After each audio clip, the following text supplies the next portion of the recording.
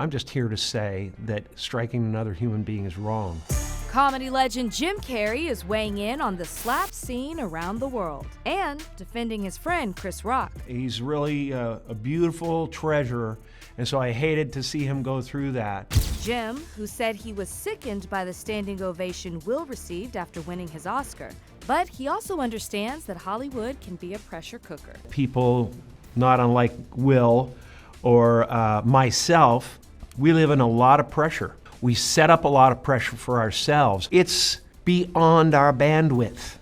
And we're starting to see the symptoms of what it's like to be living beyond your bandwidth and cracking under the pressure. And in that moment, he thought more about how he was looking in that moment than what was the right thing to do. But he is definitely not excusing Will's actions. You know, that initial terrible feeling that it elicited, stuck with me for a day. I was saddened by it. Chris Rock is one of the sweetest, loveliest people I know. He is infinitely kind and supportive. He truly is a genius on his feet. Jim should know comic genius. He is one. Banking billions at the box office with his movies from The Mask to Dumb and Dumber and Ace Ventura. And now, Papa's got a brand new stash. as the evil Dr. Robotnik in Sonic the Hedgehog 2. Do you enjoy playing the bad guy? I have a streak in me of mischief that is yet to be fully mined, I think. And there's definitely I struck a vein somewhere along the way. And so I play a lot of characters that are kind of like that. And even in Bruce Almighty, where I was a good guy, but I obviously had an ego problem. And when I got a hold of God's powers, they were used for all the wrong reasons. So I like that as a theme. In this sequel, based on the mega hit video game franchise, Jim is out to destroy civilization. It's been on my vision board for years. I like people with power and yet a messed up ego that misuse the power, and people who think they're smart but act really dumb, And so this character is that all over, and it's the epitome of it.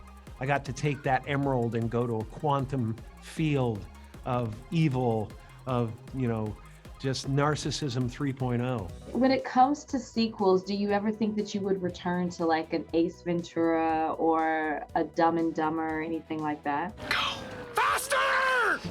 I never thought about sequels very much. I knew that it was a reality of the business, and I've done it a couple of times, and it wasn't bad. It's just like the longer you wait to do something like that, the more you're kind of like, there's not a cell in your body that hasn't been replaced, so you're kind of imitating yourself at a certain point, and I'm a pretty good imitator, but what you can't imitate is that original inspiration to do a character, and fortunately this character is something that's evolving, so it's actually changing, which excited me about the character. It's like he went from 300 IQ and a chip on his shoulder to demigod of evil, No, and, literally. yeah, and some and quantum powers where I can blip out of here and show up over there, and I can, I would call Jeff Fowler in the middle of the night and say, I want to speak like a synthesizer, and I get there as close as I can, and they'll enhance it, but it's like, my game is next level, and that kind of thing. And, and it's just silly stuff that I call him in the middle of the night and say, and he goes like, yeah, man, that sounds good. I like it. Where are my manners? Catch Jim as this character. Sonic the Hedgehog 2 hits theaters April 8th. Thank you for watching. If you want more extra, hit the subscribe button and the bell so you'll never miss a video.